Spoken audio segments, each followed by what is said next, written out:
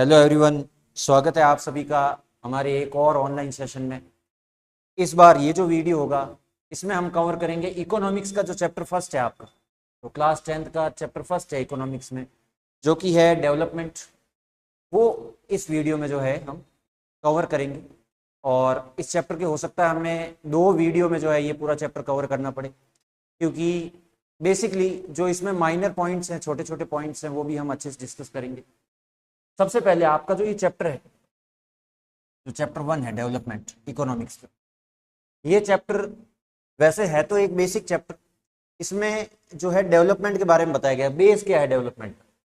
सबसे पहले इस चैप्टर में जो हमारा जो सबसे पहला टॉपिक है ना, वही बता देता है कि डेवलपमेंट क्या है, किस चीज़ के बारे में। सबसे पहला टॉपिक है हमारा डिफरेंट पीपल डिफरेंट गोल्स।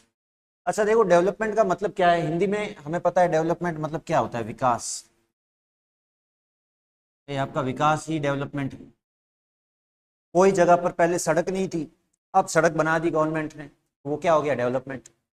कहीं पे पहले स्कूल नहीं था, अब स्कूल बना दिया, तो वो भी डेवलपमेंट है। तो जहां पर भी कोई कमी थी, अगर उस कमी को पूरा किया जाता है तो फैक्चुअली वो क्या होती है, डेवलपमेंट। ठीक है। लिविंग स्टैंडर्ड जो होता है, जो भी अपना जो रहने का तरीका होता है, जो लिविंग स्टैंडर्ड होता है ना एक, है ना, जो स्टैंडर्ड ऑफ लिविंग होता है, उसको जब बढ़ाया जाता है तो वो डेवलपमेंट है। बेसिक, जो एक बेसिक अगर आपको समझना है कि डेवलपमेंट क्या होती है, तो वो स्टैंडर्ड ऑफ लिविंग को जब आप ऊपर करते हो ना, स्टैंडर्ड ऑफ लिविंग जब बेहतर होता है, लोग पहले कम पैसा कमा रहे थे, अब अगर ज़्यादा कमा रहे तो डेवलपमेंट हुई है। पहले स्कूल नहीं जाते थे, अब जाते हैं तो डेवलपमेंट हुई है। ठीक है। पहले पढ़े लिखे नहीं थे, अब हैं तो डेवलपमेंट हुई है। डेवलपमेंट का मतलब improvement in living standards of people. लोगों का जो जीवन जीने का स्तर है उसमें अगर पॉजिटिव बदलाव होता है, अगर इंक्रीमेंट होता है, तो वो क्या है, डेवलपमेंट। और अगर नहीं होता तो नहीं है। ठीक है। तो अलग अलग लोगों के अपने अलग अलग गोल्स होते हैं। ठीक है। एक आदमी है, उसका लाइफ में अपना कुछ और गोल होगा, दूसरे का कुछ और होगा। हमेशा ये बात नहीं हो सकती कि भाई एक आदमी है और उसका जो लाइफ में गोल है वही दूसरे आदमी का गोल है। लोगों के जो गोल्स होते हैं ना, वो अलग अलग होते हैं। ठीक है। अपने अपने गोल्स होते हैं सबके। कोई, अब देखो गोल्स क्या हो सकते हैं। कोई चाहता है कि वो अपना खुद का मकान बनाए, है ना, हाउस भी तो गोल होता है ना। लोग अगर पैसा कमाते हैं तो उनका कुछ टारगेट होता है पैसा कमाने के पीछे। किसी का पर्पस होता है कि कोई मकान बनाना, तो वो उसका एक गोल हो गया। हाउस क्या है, एक गोल हो गया, उसका लक्ष्य है घर बनाना। किसी का टारगेट हो सकता है कि वो कोई गाड़ी ले, है ना, कोई व्हीकल वगैरह अगर कोई इंसान लेता है तो वो भी तो उसका एक गोल हो गया। जो मकान है, जो गाड़ी है, जो लिविंग स्टैंडर्ड में जो सुधार है, वो लोगों के गोल्स होते हैं। अब मान लो 2 लोग हैं, एक है ए और दूसरा है बी।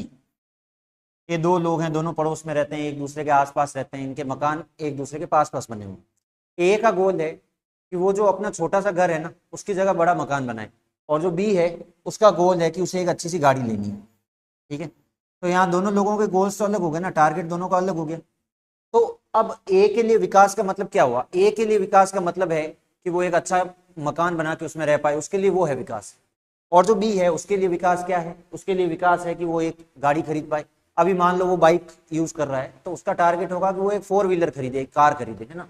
और अगर कोई कार यूज कर रहा है तो उसका टारगेट ये भी हो सकता है कि भाई वो महंगी कार और अच्छी कार खरीदे, है ना। किसी के पास घर नहीं है तो उसका टारगेट होगा एक घर बन जाए, और जिसके पास घर है उसका टारगेट होगा और अच्छा बन जाए। तो हर आदमी का अपना टारगेट अलग अलग होता है। और डेवलपमेंट का मतलब यही है कि कोई आदमी अगर अपने जीवन स्तर को बढ़ाता है, अगर जिंदगी जीने का जो उसका तरीका है उसमें अगर कुछ सुधार होता है ना, तब तो डेवलपमेंट है, वरना डेवलपमेंट नहीं। तो हाउस जो है वो ए का टारगेट है, बी का टारगेट तो नहीं है ना। सबके टारगेट सेम नहीं हो सकते। जो ए का टारगेट है जरूर नहीं वो बी का टारगेट है। अपने अपने टारगेट, अपने अपने गोल सबके अलग होते हैं। ठीक है। तो ये डिफरेंट पीपल डिफरेंट गोल्स है, जो पहला टॉपिक है, ये आपको बताता है कि डेवलपमेंट का मतलब कोई एक चीज नहीं है। विकास का मतलब ये नहीं है कि सबके लिए एक ही होगा। किसी ने ऑलरेडी घर बना रखा है और उसको अगर आप कोई मकान ऑफर करते हो, भाई एक और ले लो, एक और खरीद लो, तो उसके लिए हो सकता है कि वो मकान उतना इंपॉर्टेंट ना हो, क्योंकि उसके पास ऑलरेडी एक मकान है ना। जिसके लिए, जिसके पास रहने के लिए कोई जगह नहीं है, उसके लिए मकान एक लग्जरी होगा, एक डेवलपमेंट होगी। लेकिन जिसके पास पहले से मकान है, वो उसके लिए वो उतनी कोई बड़ी चीज नहीं होगी। जिसके पास पहले से कोई ब्रांडेड कार है, उसको अगर आप एक और कार ऑफर करो, एक और कार आप उसको समझाओ कि भाई ये भी खरीद लो तुम्हारे काम आएगी, हाँ उसके काम आएगी, लेकिन उसके लिए वो उतनी बड़ी कोई एक अचीवमेंट नहीं होगी, क्योंकि ऑलरेडी उसने वो चीज अचीव कर ली है ना। हर आदमी अपने लेवल से ऊपर जाना चाहता है, किसी का एक फिक्स लेवल है, वो उससे ऊपर जाना चाहता है। अगर वो अपने लेवल से ऊपर जा पाता है तब तो डेवलपमेंट है, और अगर नहीं जा पाता फिर तो कोई डेवलपमेंट है ही नहीं। ठीक है, ओके। पहला टॉपिक तो आपका ये है, डिफरेंट पीपल डिफरेंट गोल्स। वो मैंने आपको बता दिया, हर आदमी कुछ ना कुछ अचीव करना चाहता है लाइफ में। किसी के लिए एक चीज डेवलपमेंट है तो किसी के लिए दूसरी चीज डेवलपमेंट है। दूसरा टॉपिक है इनकम एंड अदर गोल्स। अब देखो, इनकम क्या है? इनकम ही तो सारी डेवलपमेंट का सोर्स है भाई। अगर आपके कोई जॉब है आपके पास, और उस नौकरी से अगर आप महीने का एक फिक्स अमाउंट कुछ पैसा कमा रहे हो, तब तो उस पैसे का आप कुछ यूज करोगे, उसको कहीं ना कहीं आप स्पेंड करोगे, कुछ खरीदोगे, है ना, कपड़े खरीदोगे, जूते खरीदोगे, स्मार्टफोन खरीदोगे, है ना, कोई इलेक्ट्रॉनिक इक्विपमेंट, जो भी दूसरा सामान होता है, तो वो उस पैसे का कुछ यूज है। और उस पैसे का आप कब यूज कर पा रहे हो? जब आपके पास पैसा है फर्स्ट प्लेस। पहले तो इनकम होनी भी तो चाहिए। तो इनकम जो है मोस्टली ज्यादातर लोगों के लिए डेवलपमेंट का मतलब क्या है कि इनकम।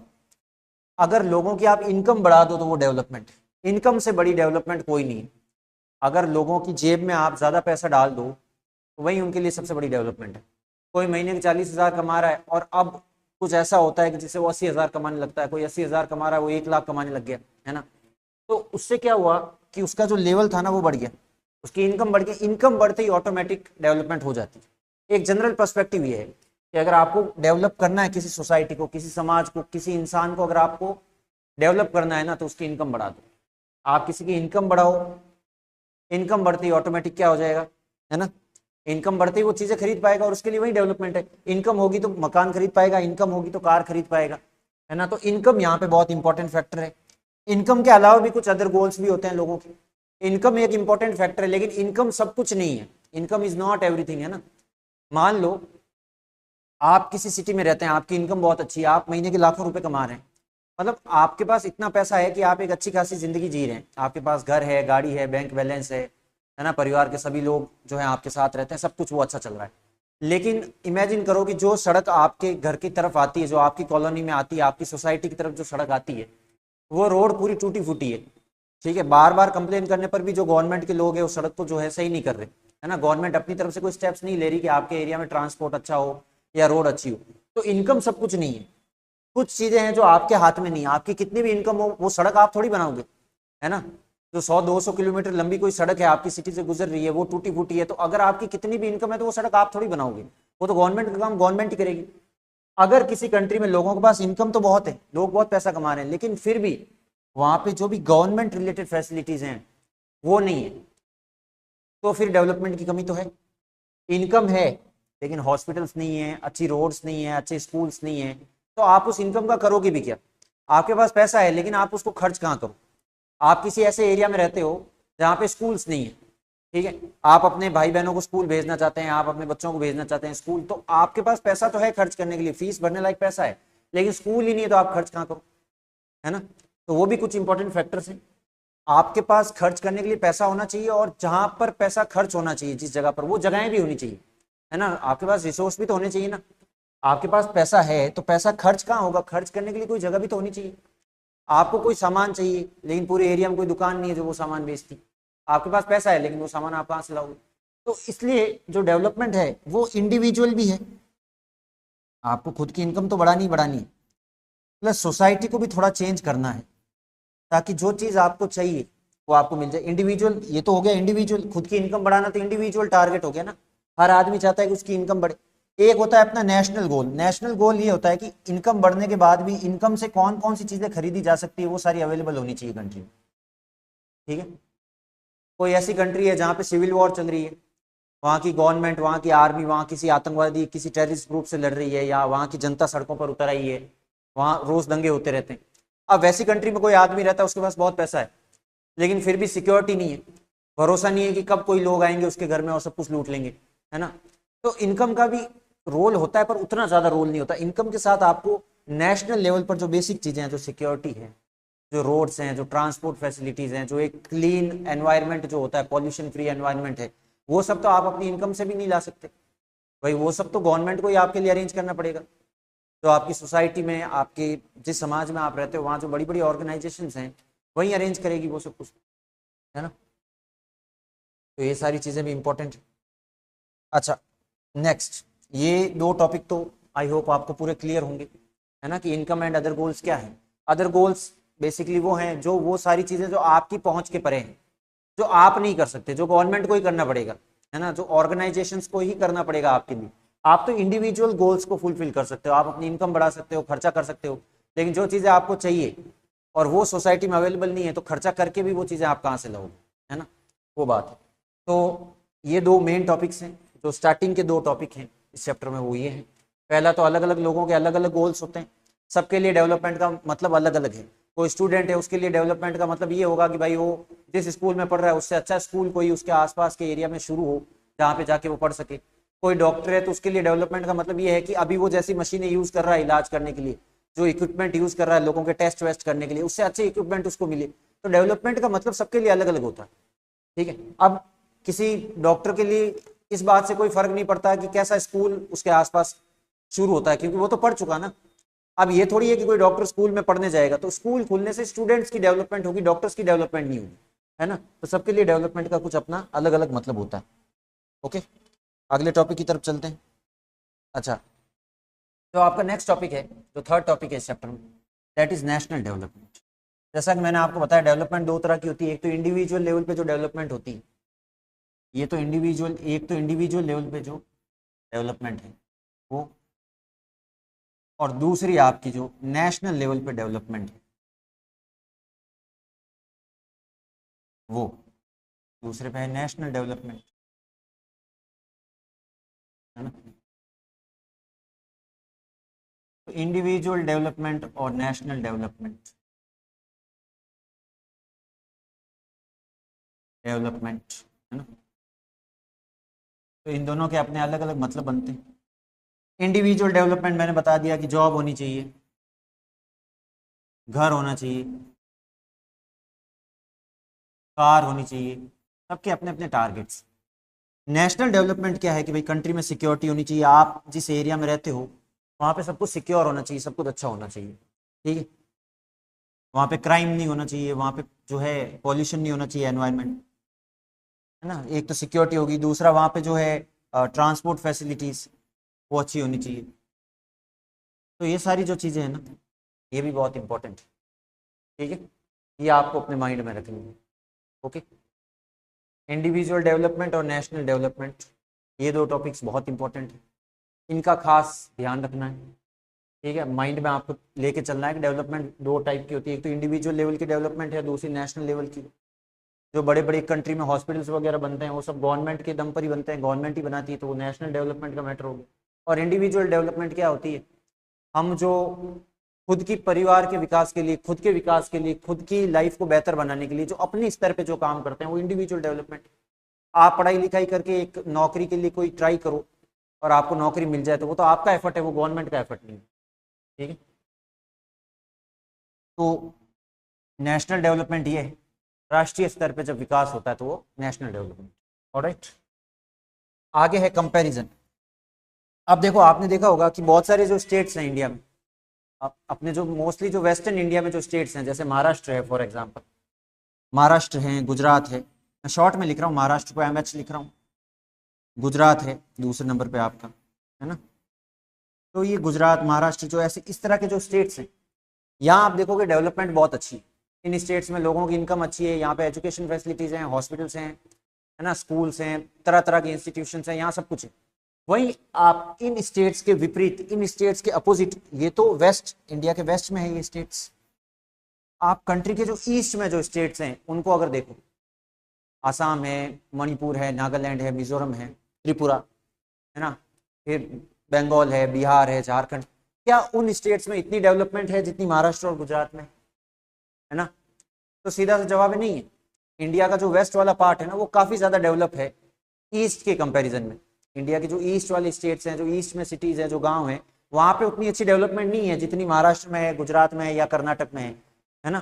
तो ये इतना फर्क जो आ रहा है ना, ये क्यों आ रहा है, डेवलपमेंट में इतना गैप क्यों है, इसलिए आपका जो फोर्थ टॉपिक है कंपैरिजन, उसमें यही बताया गया है कि स्टेट्स और कंट्रीज, अलग अलग कंट्रीज और अलग अलग जो स्टेट्स हैं उनमें जो डेवलपमेंट लेवल्स हैं उनमें इतना गैप क्यों है। एक कंट्री बहुत ज़्यादा डेवलप्ड है, एक बहुत ज़्यादा गरीब है, एक स्टेट में डेवलपमेंट अच्छी है, एक में नहीं है। तो ऐसा क्यों हो रहा है कि कुछ स्टेट्स बहुत डेवलप्ड है, कुछ स्टेट्स नहीं है, कुछ कंट्रीज बहुत डेवलप्ड है, कुछ कंट्रीज नहीं है। ऐसा हो क्यों रहा है एक्चुअली, तो वो हमने यहाँ पे जो है डिस्कस कर रखा है। ठीक है, अभी मैंने आपको बताया कि महाराष्ट्र और गुजरात डेवलप हैं, पर क्यों है? इसका देखो मेन रीजन ये है क्योंकि यहाँ पे ना बहुत सारे फैक्टर्स हैं। एक तो ये होता है कि एक्सेस होना चाहिए, है ना। यहाँ के जो लोग हैं महाराष्ट्र के, गुजरात के, उनको एक्सेस मिला हुआ है किससे? एजुकेशन यहाँ बहुत अच्छी है। सबसे पहले तो ह्यूमन रिसोर्स डेवलपमेंट बहुत अच्छी है, यहाँ पे लोग एजुकेशन पे बहुत ज़्यादा खर्च करते हैं। महाराष्ट्र और गुजरात जैसे स्टेट्स में अगर आप देखो तो एजुकेशन पे बहुत ज़्यादा खर्च होता है।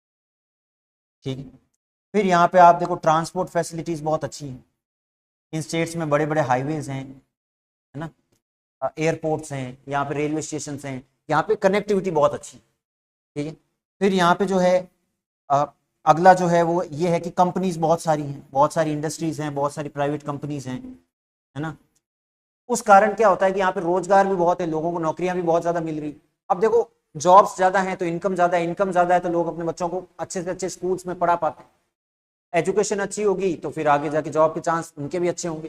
तो लोग पहले खुद अच्छी जॉब कोई पकड़ते हैं, कोई अच्छी नौकरी उनको मिलती है, उसके बाद वो जो पैसा वहां से जो इनकम आती है वो फिर अपनी फैमिली के लिए वो खर्च करते हैं, फिर अपने बच्चों को अच्छे स्कूल्स में भेजते हैं, फिर उनके बच्चे क्योंकि अच्छे स्कूल्स में गए हुए होते हैं, उनकी एजुकेशन अच्छी होती है तो उनको जॉब्स अच्छी मिल जाती है। ऐसे करते करते वहां पे सब कुछ जो एक इंडिविजुअल लेवल पे जो लोग है ना, जब इंडिविजुअल लाइफ सेट होती है ना तो नेशनल लेवल पे ऑटोमेटिक, बड़े स्तर पे ऑटोमेटिक सब कुछ अच्छा हो जाता है। लोग बड़ी तादाद में जब ज्यादा पैसा कमा रहे होंगे तो वो ज्यादा टैक्स भी दे रहे होंगे गवर्नमेंट को। अब जब गवर्नमेंट को ज्यादा टैक्स मिलेगा तो गवर्नमेंट भी, जब ज्यादा इनकम होगी गवर्नमेंट की तो ज्यादा खर्चा भी करेगी गवर्नमेंट वापस उसी एरिया में, रोड्स बनाने में, हॉस्पिटल्स बनाने में, रेलवे स्टेशन बनाने में, बस स्टैंड बनाने में। तो वहां से क्या है कि ओवरऑल डेवलपमेंट होती है। इंडिविजुअल डेवलपमेंट से ही नेशनल डेवलपमेंट होती है। कोई ऐसा देश है जहां सब लोग गरीब है तो फिर वो देश अमीर थोड़ी होगा, वहां की सरकार अमीर थोड़ी होगी। जहां पे लोग अमीर होंगे वही तो गवर्नमेंट भी अमीर होगी, है ना। लोगों की जेब से ही तो गवर्नमेंट तक पैसा पहुंचता है, और कहां से आता है ना। ज्यादा लोग पढ़े लिखे होंगे तो ज्यादा लोगों के पास नौकरियां होंगी, ज्यादा नौकरियां होंगी, ज्यादा इनकम होगी तो वो टैक्स भी ज्यादा देंगे गवर्नमेंट को, उस कारण डेवलपमेंट भी ज्यादा होगी। ठीक है, तो यहाँ पे ये कंपैरिजन के लिए हमारे पास कुछ फैक्टर्स हैं, कौन कौन से स्टेट्स में एजुकेशन की कंडीशन क्या है। आप यूपी बिहार में एजुकेशन देखो और गुजरात में एजुकेशन देखो, महाराष्ट्र में एजुकेशन देखो, वापस बंगाल में, झारखंड में देखो। तो कंपैरिजन करने का हमारा ये सेंस है कि हम समझ सकें कि कौन से स्टेट्स में कौन सी चीज मिसिंग है, किस एरिया में किन लोगों ने क्या किया तो वहां डेवलपमेंट हुई और किन लोगों ने क्या नहीं किया तो वहां डेवलपमेंट नहीं हुई। ये जानना हमारा पूरा का पूरा एक पर्पस है। ठीक है, हमारा टॉपिक लेंगे वो है इनकम एंड अदर क्राइटेरिया। ठीक है, इनकम इंपॉर्टेंट है। अगर आपको जानना हो कि कोई कंट्री कितनी डेवलप्ड है तो वहां सबसे पहले ये देखा जाता है कि वहां के लोगों की इनकम कितनी है ना, एक एवरेज इनकम देखी जाती है। ओके, अब यहाँ पर हमें 3 स्टेट्स का एग्जाम्पल दिया गया। सबसे पहला स्टेट है हरियाणा, ठीक है, फिर केरल एंड देन बिहार।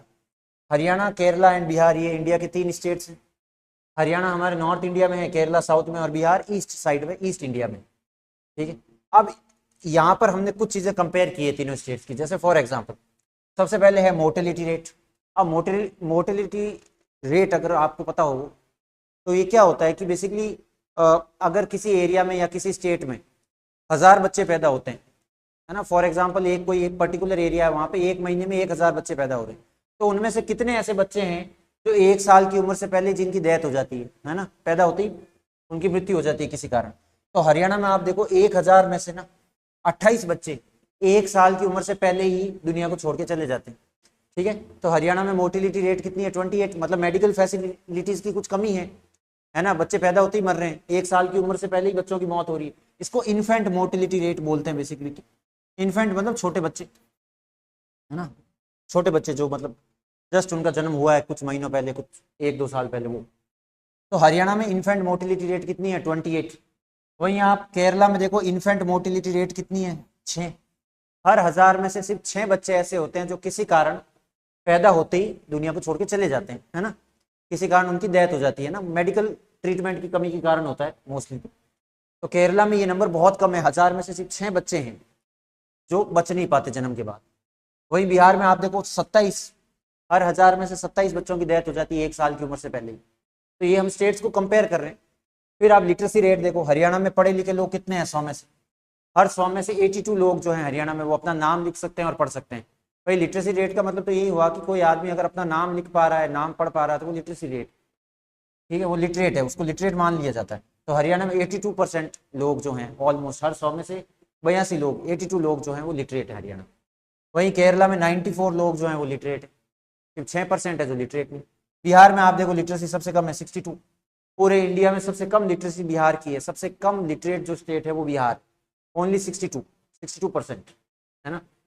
फिर आप देखो नेट अटेंडेंस रेशो, हरियाणा में हर 100 में से कितने बच्चे हैं जो स्कूल जाते हैं, स्कूल अटेंड करते हैं रेगुलर, जो रेगुलरली स्कूल जा रहे हैं, जो बीच में गैप्स नहीं ले रहे। आपने बहुत जगह देखा होगा कि बच्चे स्कूल तो जाते हैं लेकिन 1 महीने 2 महीने कभी एब्सेंट हो गए, कभी कोई लगातार 15 दिन एब्सेंट हो गए, मतलब कुछ ना कुछ उनकी मजबूरियां हैं जिस कारण वो रेगुलर स्कूल नहीं जा पा रहे। हरियाणा में 100 में से 73 बच्चे, हर 100 में से 73 बच्चे जो है वही स्कूल जाते हैं, बाकी सारे जो हैं वो रेगुलरली नहीं जाते। वहीं केरला में आप देखो ये नंबर कितना है 94, अटेंडेंस रेशो कितना है, नेट अटेंडेंस रेशो है 94, 100 में से 94 बच्चे रेगुलरली स्कूल जाते। वहीं आप देखो बिहार में दिस इज 69, हरियाणा से भी कम। मतलब स्कूल्स में एडमिशन लेने के बाद भी मोस्टली तो जो यहाँ पे 69% हैं ये तो वो हैं जो स्कूल जाते हैं रेगुलरली। इसके अलावा देखो 69% जाते हैं, मतलब 31% नहीं जाते। अब इन 31% में वो बच्चे हैं जो या तो स्कूल बिल्कुल ही नहीं जाते, जिन्होंने एडमिशन ही नहीं ले रखा, या फिर जो स्कूल में एडमिशन लेके बैठे हैं लेकिन रेगुलरली अटेंड नहीं कर रहे स्कूल को, एग्जाम्स के टाइम ही जा रहे हैं, है ना। गवर्नमेंट स्कूल्स वगैरह में बहुत बार होता है ना, बच्चे कोई ना कोई वहाँ पे उनका कुछ मजबूरी होती है, खाली एग्जाम देने बच्चे जा पाते हैं, है ना। या तो वो खेतों में काम करते हैं, अपने पेरेंट्स की कोई हेल्प करते हैं, या कोई चाय की दुकान पे कहीं ढाबे पे काम करते हैं, परिवार के लिए पैसा कमाते हैं। तो मजबूरी के कारण जो है किसी कारण सारे बच्चे बिहार में स्कूल नहीं जा पाते रेगुलरली। हरियाणा में 73% है जो रेगुलर स्कूल जाते हैं। वहीं आप देखो केरल में, है ना, यहाँ पे कितने 94% है जो रेगुलरली स्कूल जाते हैं, सिर्फ 6% है जो किसी कारण नहीं जा पाते। तो इन स्टेट्स में आप देखो केरला यहाँ पे डेफिनेटली विनर है ना। केरला की कंडीशन हरियाणा और बिहार से बहुत अच्छी है। एजुकेशन वहाँ पे ज़्यादा बच्चे स्कूल अटेंड कर रहे हैं, लिटरेसी रेट ज़्यादा है, इन्फेंट मोर्टिलिटी रेट कम है। तो ये किस कारण होता है, कुछ फैक्टर्स हैं। केरला में डेवलपमेंट मल्टी, है ना, डायमेंशनल डेवलपमेंट है। वहाँ पे ट्रांसपोर्ट फैसिलिटीज अच्छी हैं, स्कूल्स हैं, एक्सेसिबिलिटी है, लोगों की इनकम अच्छी है तो स्कूल भेज पा रहे हैं बच्चों को।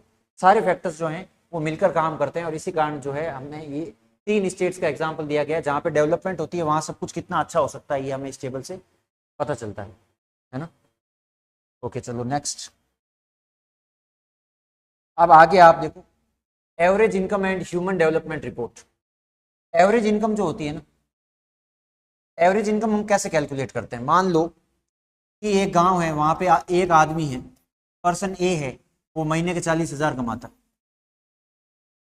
पर्सन बी है, वो महीने के मान लो 60,000 कमाता।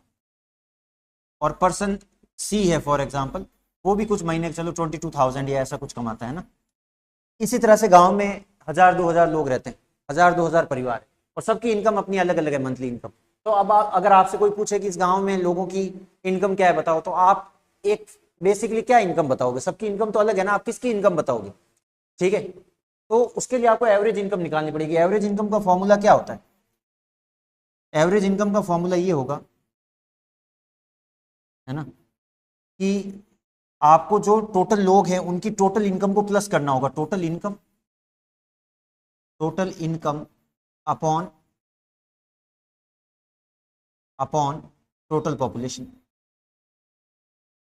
टोटल पॉपुलेशन से जब आप टोटल इनकम को डिवाइड करोगे, मान लीजिए गांव के सभी लोगों की इनकम को टोटल करने पर कुछ 4 करोड़ 5 करोड़ कुछ आ रहा है महीने का, और नीचे गांव की जो टोटल पॉपुलेशन मान लो 1000 है, तो उस जब आप 4 करोड़ को 1000 से कुछ करोगे ना डिवाइड, तो एक जो एवरेज जो आपका नंबर आएगा 40,000 या ऐसा कुछ जो एवरेज आएगा, वो इस गाँव की एवरेज इनकम होगी, ठीक है। तो एवरेज इनकम को हम ऐसे कैलकुलेट करते हैं, ये तो होगी एवरेज इनकम। और मोस्टली सारे स्टेट्स को इसी तरह से चेक किया जाता है, कौन से स्टेट में एवरेज इनकम ज़्यादा है उस स्टेट को मोस्टली जो है डेवलप ज़्यादा माना जाता है, ठीक है। और फिर एक होती है ह्यूमन डेवलपमेंट रिपोर्ट। यूएनडीपी एक ग्रुप है, यूनाइटेड नेशंस जो एक ऑर्गेनाइजेशन है उसका ही उसी की जो है सब यूनिट है UNDP, United Nations Development Programme. तो ये जो यूनाइटेड नेशंस डेवलपमेंट प्रोग्राम है, इसके तहत एक रिपोर्ट जारी की जाती है जिसको कहते हैं ह्यूमन डेवलपमेंट रिपोर्ट। और ये रिपोर्ट जो है हर साल, ऑलमोस्ट हर 1 या 2 साल में जो है, ये एक फिक्स गैप के बाद ये इस रिपोर्ट को जो है जारी करते हैं। कई बार ऐसा होता है सर्वेज ये 2 साल में एक बार करते हैं, कई बार लगातार हर एक साल ही कर लेते हैं ये, ठीक है। तो उससे क्या होता है, जैसे अब जब कोविड आया था, कोरोना का जब टाइम था, तो ये रिपोर्ट तब नहीं आई थी, 2 साल तक इस रिपोर्ट को जो है ये सर्वे नहीं किया गया था, ये रिपोर्ट जारी नहीं की गई थी। अब ये रेगुलरली हर साल जारी की जाती है। तो इस रिपोर्ट में बताया जाता है कि दुनिया के कौन से देश ज़्यादा डेवलप हैं और कौन से ज़्यादा पिछड़े हुए हैं। जैसे इस रिपोर्ट में, ये रिपोर्ट जो है रैंक देती है वर्ल्ड की जितनी भी कंट्रीज है दुनिया में, ऑलमोस्ट आज आप देखो तो है ना, अराउंड 197 कंट्रीज हैं, ठीक है। उन सबको ये रैंकिंग देती है कौन सी कंट्री डेवलपमेंट में कितने नंबर पे। सबसे पहले जैसे अभी यहाँ पे हमने एक एग्जांपल के तौर पे मैंने 4 कंट्रीज के यहाँ पे नाम लिखे हुए हैं। आप देखो श्रीलंका, श्रीलंका जो है इस जो डेवलपमेंट रिपोर्ट जो है, इसमें श्रीलंका की रैंक क्या है, 78। मतलब वर्ल्ड में जो टोटल कंट्रीज है उसमें 78 नंबर पे श्रीलंका है डेवलपमेंट के मामले में। वहीं अपना इंडिया जो है ओवरऑल डेवलपमेंट के मामले में 134 पे आता है। जीडीपी का अगर हम जीडीपी की बात करें ना, तो इंडिया वर्ल्ड की 4th लार्जेस्ट कंट्री है बाय जीडीपी। जीडीपी हमारी बहुत ज़्यादा है, हमारी गवर्नमेंट की इनकम, टोटल जो हमारी पॉपुलेशन की जो टोटल इनकम हम जनरेट करते हैं वो बहुत ज़्यादा है, हम 4th नंबर पे हैं पूरे वर्ल्ड में। लेकिन ओवरऑल डेवलपमेंट में हम 134 पे, पाकिस्तान 164 हमसे भी पीछे। और समहाउ बांग्लादेश जो 2023 to 24 का ये डाटा है, उसमें बांग्लादेश जो है उसकी रैंक हमसे अच्छी थी, ठीक है, ह्यूमन डेवलपमेंट रिपोर्ट। अभी तो बांग्लादेश की रैंक शायद डाउन होगी, वहाँ पे कुछ पॉलिटिकल टर्मोइल, कुछ प्रॉब्लम्स चल रही हैं पॉलिटिकल, उसके कारण।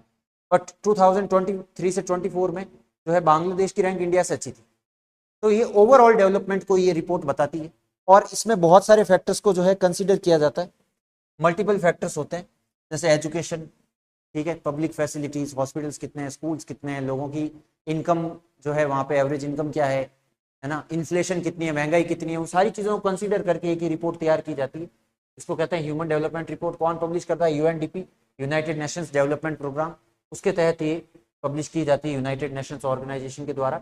और यहाँ पर जो है ये 4 कंट्रीज़ के एग्जाम्पल मैंने आपको बताया, इसमें श्रीलंका बहुत अच्छा परफॉर्म कर रहा है। श्रीलंका डेवलपमेंट, ओवरऑल डेवलपमेंट में इंडिया से काफ़ी आगे, ठीक है, ओके।